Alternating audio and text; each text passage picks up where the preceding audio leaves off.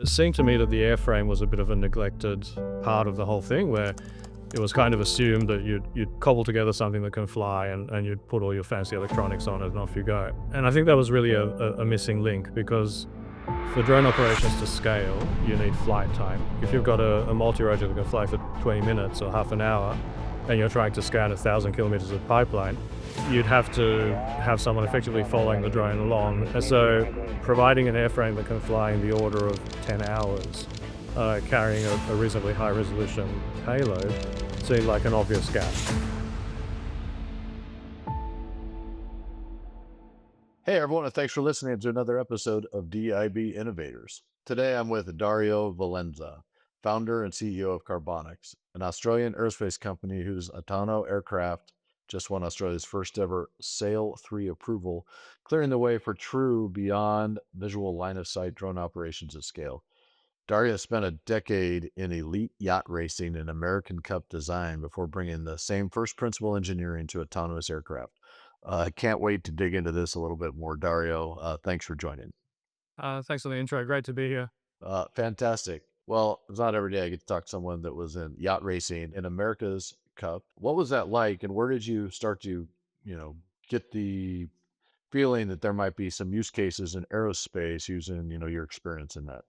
Yeah, so sailing for me was a passion from an early age, and the fascination was really the optimization of performance. So how do you make a vehicle that's propelled only by the wind go faster and be more efficient? And racing is the perfect way to prove that. I worked my way out through the different leagues, I guess you call them, different levels of amateur and then professional sailing. Always interested in the performance of the boat. Worked my way up to America's Cup, and that's really an environment where the resources are available to really dig into performance analysis, optimization, and in that environment, again, because it's competitive, you're always looking at cross pollination. You're looking at what are other industries doing? Where can I find the latest material, the latest methodologies, the latest software, both in terms of the performance of the boat and the performance of the athletes. And so aerospace is an obvious parallel. You've got, I always think of a sailboat as a plane with one wing in the water and one wing in the air. You've got the same principles applying. It's fluid dynamics. You're trying to make the structure light and efficient. You're trying to understand how it behaves in different flow regimes. Again, different materials, different textures, different shapes, and moreover, a way to model, predict, and measure that, which is not trivial because you can't see air. So, being able to understand that. So I guess there's always that parallel interest. It was applied to sailing. It was an environment where you can move very quickly. Obviously, not as tightly regulated. Maybe the stakes aren't that high in terms of safety. You can move a bit faster, but certainly the technological parallels were obvious from an early stage. All right, and in that 10 years, what did you find? Yeah, I imagine technology had changed. It continued to change. Compute power changed. What were some of the big milestones where it's like, oh my gosh, this is a big breakthrough that you were able to recognize?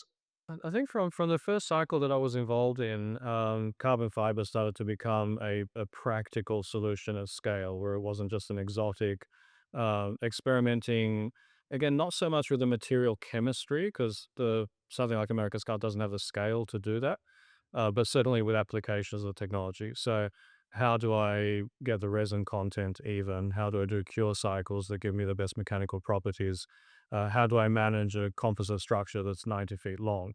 That sort of empirical experimentation was going on when I first came in, and it developed over the more than a decade that I was involved.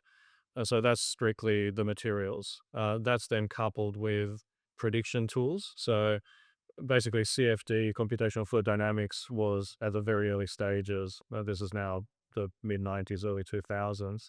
And you could see that it was trending towards being better than a test tank or a wind tunnel.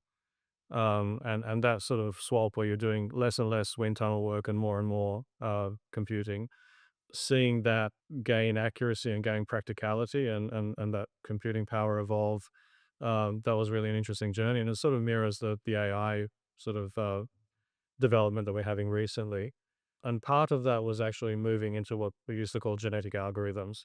So being able to not manually iterate different shapes, but set a bunch of parameters and then get a computer to iterate through shapes and come up with what eventually becomes the optimum shape that you pick for the boat that you're going to build. On the technology side, those were sort of the two biggest things, the materials and the ability to compute.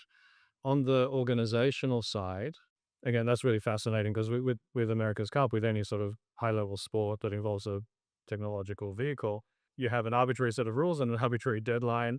And the challenge is get the resources to be able to do as much work as effectively as possible to be the fastest boat on the water on the day of the race. So that deadline is immovable. You can only get better by having more resources early on and using them effectively.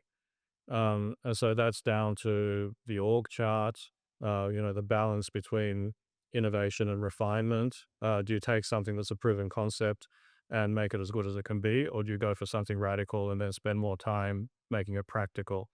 Where do you spend the time? Would you rather make your mast a little bit lighter or your keel a little bit heavier? You can't have everything. Historically, teams with very big budgets tend to go astray because they sort of go down too many rabbit holes and they can't bring it all together on the last day. So, how do you sell it to sponsors? How do you sell it to investors? How do you get the money in early enough? How do you deploy it? How do you get the best combination of people on the team?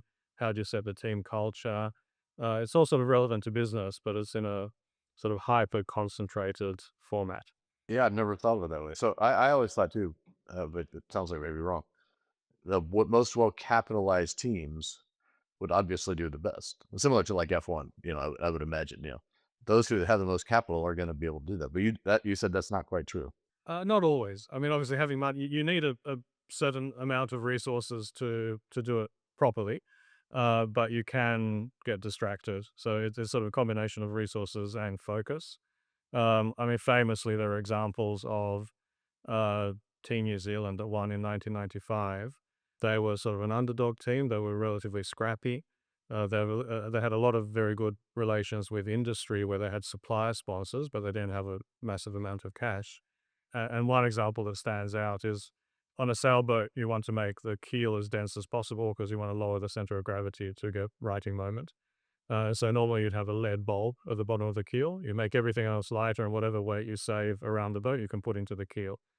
Normally the keel has little winglets that are like the fences at the end of wingtips of aircraft to increase efficiency, and those would be machined out of stainless steel or something very dense. The Kiwis made theirs out of wood because it was, again, in the scheme of things, it didn't matter, but the money that they saved there, they could spend somewhere else and get a bigger gain. So that kind of scrappiness where you're still getting the result, but you're putting the resources where it matters, is a really important lesson. Cool. And so after that, you did some composite work, I think, with films. Very briefly, there was a connection through a bow builder that was in a team that I was part of, got roped into a film production here in Sydney. At the time, it was the last of the 3 Star Wars prequels. So I had a little bit of set design and manufacturing as a contract there, but it's not a big part of my career. Okay. Still been pretty cool. I got a little piece of that. Now then, Carbonix, what was the thesis behind this? What problem were you trying to solve? Yeah, so the Genesis is a spin-off tech out of an America's Cup team, and so that is carbon fiber manufacturing and design. And my thinking was looking at where the puck was going with drones. This is now just over 10 years ago. Um, it was obvious that the drones were going to be a solution for remote inspections and things where, dirty, dull, and dangerous, where you don't want necessarily to have a human in an aircraft. The trend was for multi-rotor drones because they are practical, they're easy to launch, they kind of hover by themselves. You can do vertical missions with them. And that was becoming the standard, so to speak, in the commercial world. I think in defense, you still had your legacy systems that were designed as long range defense surveillance aircraft, but they were very much in a niche that wasn't scalable in a commercial space. And at the same time, you could see trends in electronics and payloads where cameras were getting smaller, GPS parks, all the stuff that you need to make a drone function was developing. But it seemed to me that the airframe was a bit of a neglected part of the whole thing where it was kind of assumed that you'd cobble together something that can fly, and you'd put all your fancy electronics on it and off you go. And I think that was really a missing link, because for drone operations to scale, you need flight time. And that's purely a logistical thing. Like if you've got a multi-rotor that can fly for 20 minutes or half an hour, and you're trying to scan 1,000 kilometers of pipeline, you'd have to have someone effectively following the drone along, accessing the target area every few kilometers, to land the drone, change the batteries, take off again. It becomes very impractical very quickly. You can't really scale it. It's labor intensive. The data sets then all become disjointed, and you've got to stitch them together. And so providing an airframe that can fly in the order of 10 hours, carrying a reasonably high resolution payload, seemed like an obvious gap. It's like if you can master that airframe, you'll then have the platform and the vehicle, to apply, drone scanners at scale. And then you can start disrupting helicopters and small manned aircraft in terms of surveying work that's already happening, where companies already have a budget, they're already doing it. You can provide a solution that's, first of all, safer, cheaper, less fuel burn, et cetera, et cetera. And so that's a non-trivial, I guess, physics problem, getting an aircraft that is light enough and efficient enough to fly over long distances, but also practical enough that you can put it on the ground somewhere where you don't have a runway, you don't have a prepared airfield, take off vertically, transition to horizontal flight, and be able to get that 8-10 hour endurance, in a mission, with all the caveats of being able to have a stable platform for the payload, being able to fly in weather, wind, all of that stuff. And so that was the journey. The idea was, let's use this carbon fiber composites and design technology that we have to build the most efficient possible airframe, and then go from there. And so that's what we did. Yeah. Do you think you had an advantage coming from kind of the yacht, like your perspective coming from yacht racing, just a little bit different, but a different viewpoint? Or Look, I think the rapid iteration was a big part of it. So being used to an environment, sort of being in a team where everyone's pointing in the right direction, and they'll just test and test and test and cycle, and not be bogged down by sort of bureaucracy, or sort of other, I guess, constraints trying to make something perfect. It's really, let's iterate, let's get something that works, and then refine it and really focus on the problem that we're trying to solve and the pain point of the customer. Now that was the beginning. Then what became obvious very quickly is an airframe by itself, that there wasn't really a market to sell it, to third party operators or third party integrators. So very quickly, the I guess the goal became, create a fully functioning system. So look at the propulsion, the avionics, the communications, the user interface, and make something that'll do that job of that long range surveying, effectively out of the box, rather than sort of being part of a supply chain where someone else will sort of put the finishing touches on it. So that was a bigger project, required more capital, a little bit longer development. And there was a lot of this build versus buy debate, where you're saying, do we make our own avionics? Do we buy something off the shelf? How far down do we go? Do we buy battery cells and make our own batteries, or do we buy batteries? And this was at a time when the supply chain and the ecosystem was still evolving very rapidly. So something that may not have been available yesterday might be available today, and you've invested in building your own version. And if you just waited, you could have bought. So that goes on, and there's always a tension there. But ultimately, anything that was critical to not just the functionality of the system, but the reliability. So the ability to document that this was tested, this was validated, it's going to be consistent. We can show regulators that it's going to work. Anything critical in that respect, we did in house. And then a lot of peripherals we would buy and adapt or work with suppliers, and just make sure everything was properly quality assured by the time it got into the aircraft. so are you really delivering an outcome as a service kind of idea? Are you looking at like Yes, that? that was the next step. So again, talking to customers, and we very much specialize in long range infrastructure. So uh, gas pipelines, power lines, coastal surveys, large area scans.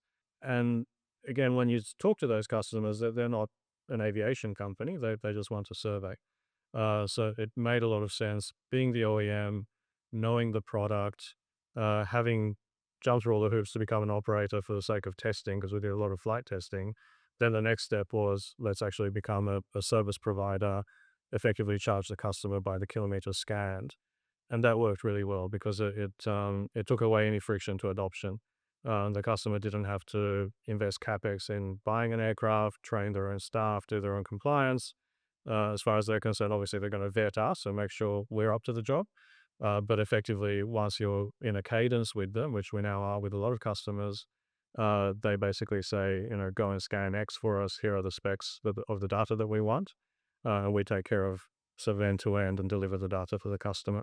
And what made you pick like this, larger VTOL fixed wing, kind of design, compared to wasn't I mean, the Buzz are these smaller drones, at least there was a big time. I think that was the entire point. So seeing that the smaller drones were already sort of raced to the bottom. Like the tech was understood, easy to replicate. It's a bunch of carbon tubes with some electric motors on them. You could buy reasonably reliable autopilots off the shelf to stabilize them. And so really that then becomes about who can build the cheapest. Where I wanted to play was that bigger space where it's a high value product, higher value service, and it scales. Because again, with multi-rotors, I mean, yes, you can sell so many of them, and there's obviously a market for them in terms of small area, tight spaces, vertical inspections. There are things that multi-rotors can do very well, but they can't do large area surveys.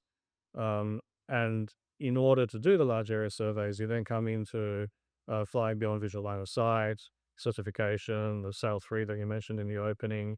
And so being able to add value in that space, it was very underserviced. It still is. It makes us very unique, and it's a massive market.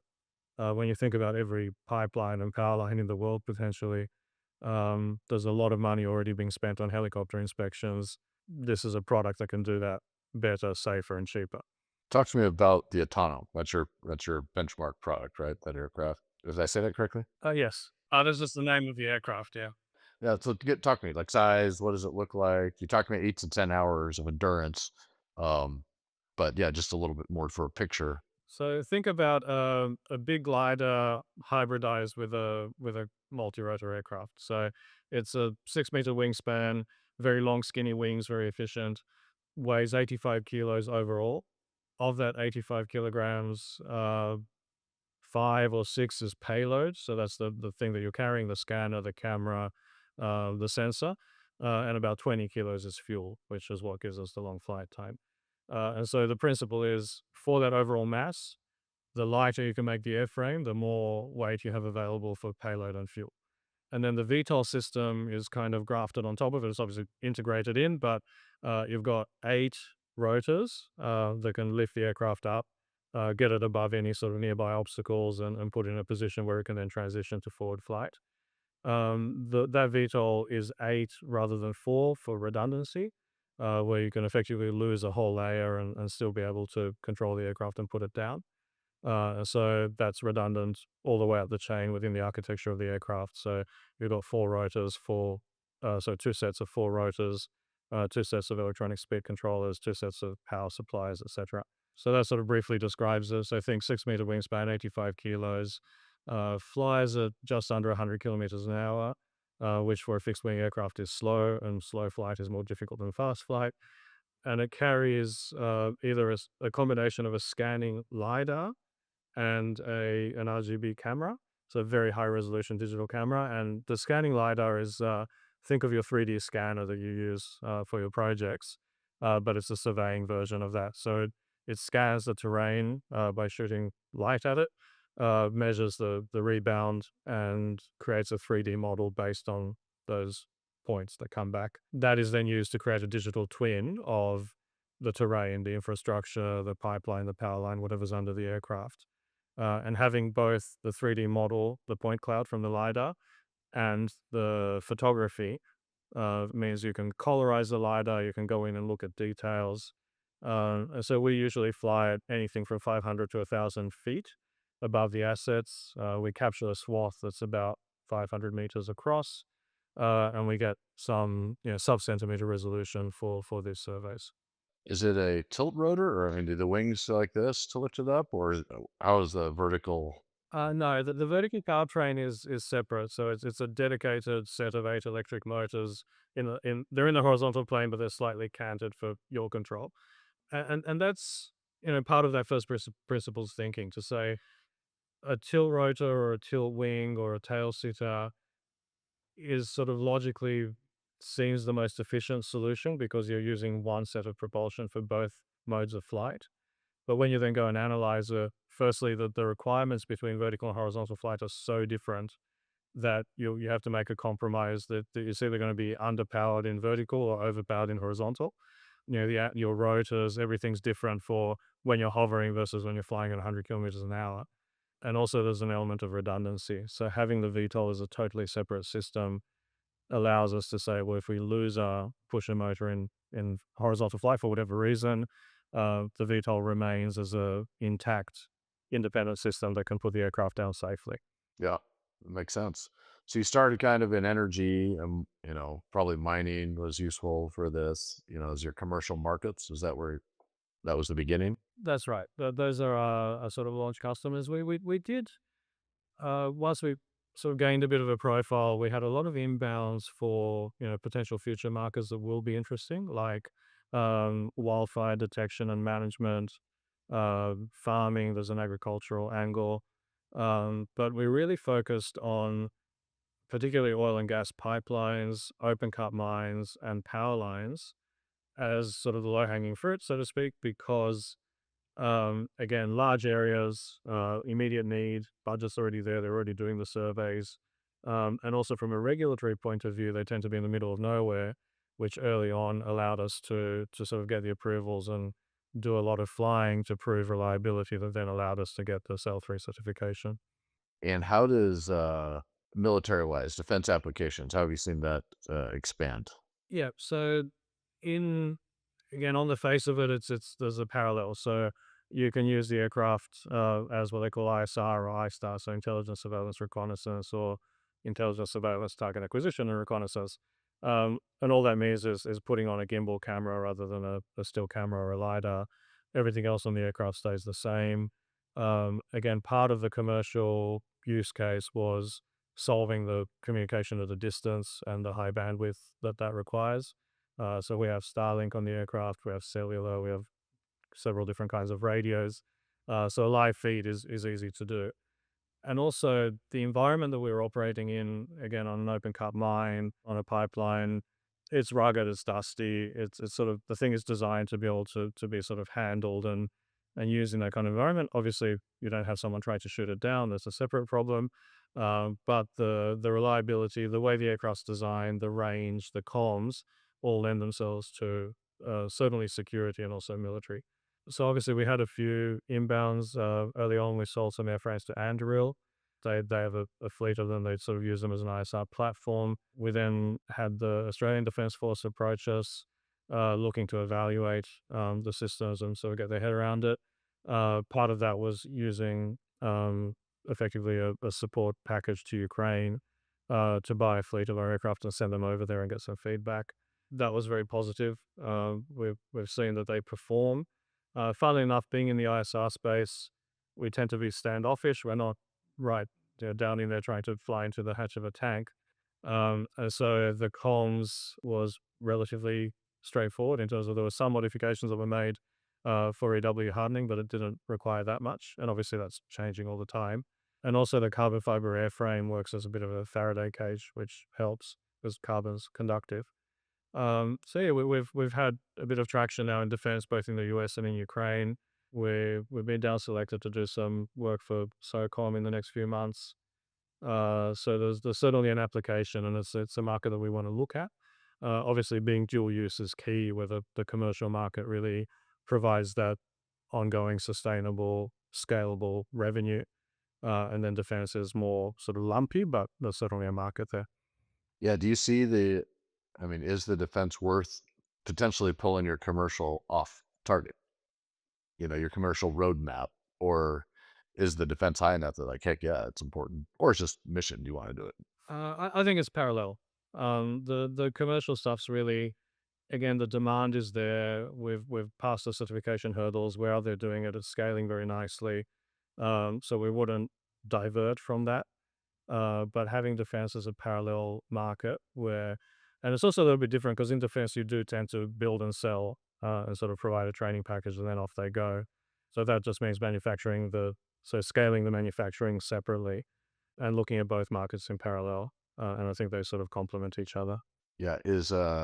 Is scaling a challenge for you? Like, what's your current output? Is it more like if someone order one, do you make one, or are you now just starting kind of a production line that you're rolling?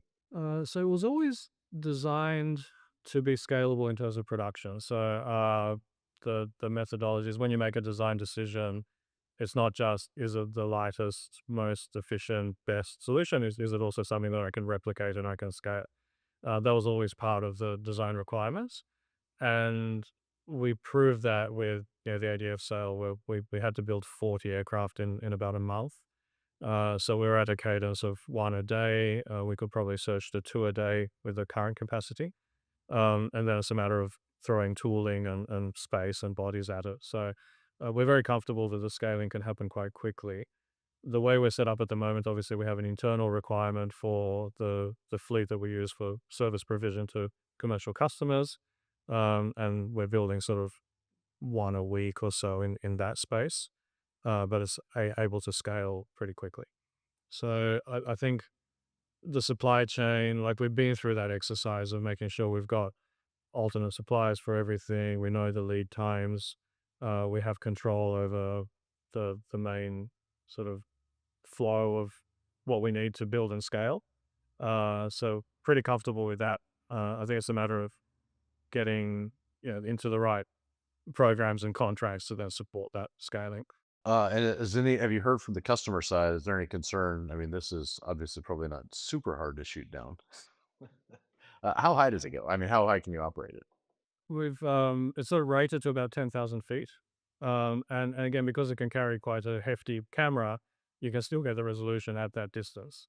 And also so there's a trade-off there, like how much do you invest in making it hard to shoot down versus do you consider it a treatable and accept that it will be shot down every now and then, but just have the ability to replace it? So it's a compromise and a trade-off. There are things we can do to enhance the EW hardening, and again, because we're an integrator, we see that as a sort of a kit of parts. So there are companies out there that are specializing in hardened comms, all of that sort of stuff. We can pick and choose and integrate that into the system. So it's not a barrier. Given once we know the requirements, we can meet them. Perfect. Another challenge with long range. I mean, you've done a great job to do it and get that kind of endurance. But is the propulsion? Are you looking at other propulsions? And how do you view that? Yeah, so currently the horizontal propulsion comes from a petrol motor. It's a very proven off the shelf, sort of two stroke with fuel injection. It's ECU controlled. We have again done enough testing and validation, and we know the mean time between failures and all of that. So it's a pretty straightforward solution. The energy density of petrol is pretty much unparalleled in terms of you couldn't match it with electric or not yet with hydrogen, etc. So again, we're open to seeing what becomes available. Again, we're not going to go and develop our own engine, but the aircraft's designed in a way that's sufficiently modular that doing an engine upgrade or an engine swap is pretty straightforward. The real work is the testing and validation to make sure you know what it's going to do. So we're always open to it. I think one of the lessons we've learned is sort of don't be too eager to develop the product at every temptation to go and do that. Like the product is what it is. Again, because it has all that testing behind it, it's proven, it's certified. Yes, by all means, provide upgrades, add features, but to design a new aircraft would have to be a commercial case for it. And talk to me a little bit more about Sail 3. I mean, beyond visual line of sight, it's pretty cool to do that. Yeah, so beyond visual line of sight just means that it's flying further away than the pilot can see. And once you achieve that, then the pilot can be anywhere because if you don't see the aircraft, whether you're out in the field or in a control center, as long as you have the comms and you have the telemetry, the pilot can be anywhere. Now, Obviously, in order to do that, you need to prove a certain level of reliability because you've got this thing flying around by itself. Is it going to stick to the mission? Is it going to be reliable, or is it going to come down somewhere unpredictable and do damage? So there are basically two categories of risk. There's ground risk and air risk. Ground risk is, are you going to hit someone on the ground? Air risk is, are you going to hit another aircraft? Different ways to mitigate. So the ground risk, really, the more reliable the aircraft, the lower the ground risk. Air risk is really about being visible, seeing other aircraft, and communicating. So both of those risks require mitigations. Now, as of, it's been a few years now, there's an international body called ICAO, which is all the national authorities kind of get together and coordinate through that body.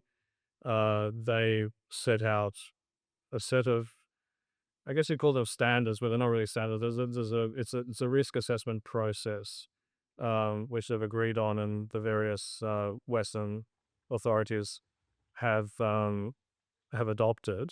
And so CASA, the Civil Aviation Safety Authority here in Australia, is one. Canada, New Zealand, the European Agency, they all sort of adopted the same set of criteria for quantifying the risk of flying a drone. Now, the challenge is, how do you prove that you meet those requirements? So what actual standard do you use? And there's a bit of picking and choosing because there's nothing really yet that's been written for drones. But for example, there's ISO in manufacturing. There's different levels of testing and third party assurance. And so we went through that process with CASA, the Civil Aviation Safety Authority, to work with them, for them to understand our system and our process and the testing that we've done, to create the documentation that they need to be comfortable that we meet that risk assessment criteria. As far as we're aware, for this size of aircraft, it's a world first. And again, working with the authority and being able to have that communication. It's like, what do you need to see? How do we prove what we've done? Once you have that, you then have a certain level of ground risk and air risk that you're allowed to operate in. And that again unlocks a lot of customer sites that would not otherwise have been possible to scan with a drone of this type at that scale beyond visual line of sight. So where do you see you in, let's say, 5 to 10 years? Where is Carbonix going to be headed? Where do you see yourself, like in the defense realm as well as the commercial realm? Okay, I think the one word for it is scale. So being able to do, both in Australia and internationally, these large area surveys on a routine basis at scale. So having a large market share of that, where we're doing these scans regularly in parallel with hundreds or thousands of aircraft. That's the aim on the commercial side. On the defense side, obviously, it's being able to supply at scale also. Obviously, there'll be features and capabilities that have not appeared yet that will become part of what we do. I think leveraging everything from electronics becoming smaller and more reliable to AI, to the sort of planning and interface tools that we're developing, everything is innate of being able to sort of scale that surveying capability. What does your competitive landscape look like? I mean, there's lots of folks building drones, but do you have other competitors trying to do the similar thing? I think very few that have invested in the aircraft and the certification and the service side of it the way we have on the commercial side. We've seen, the last few years with Ukraine and the various escalation in sort of military spending worldwide.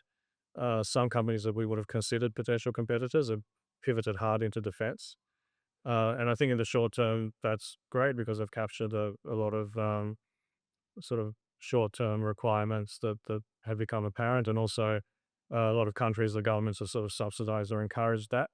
I think we've stuck to the commercial side, even though we have taken advantage of the defense spending as well.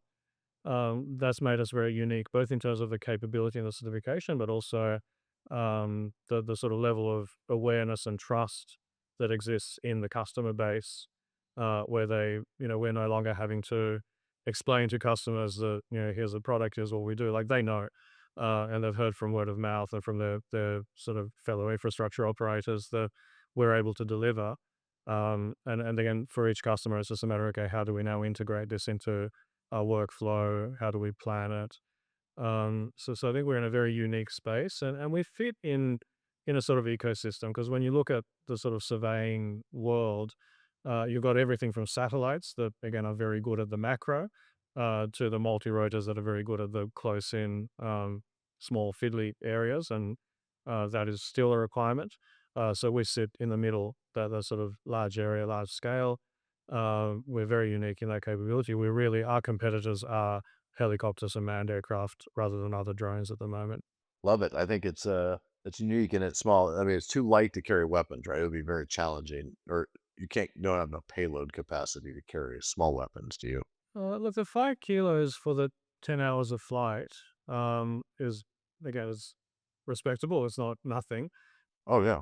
There's a trade off there where you can carry less fuel and more payload, but we might be able to get up to 8 kilos rather than five. But again, Carbonix is about the capability. So if there's a commercial case for a bigger aircraft or a modified aircraft that can go further with less weight, that's something we can do. Then it becomes a commercial decision. Do you invest in that R&D? Are there enough sales on the other side of it? Is a customer willing to come on the journey or not? And so we're quite happy where we are at the moment with the commercial side. But yeah, we are talking to potential defense customers about different versions of the aircraft that can do different things.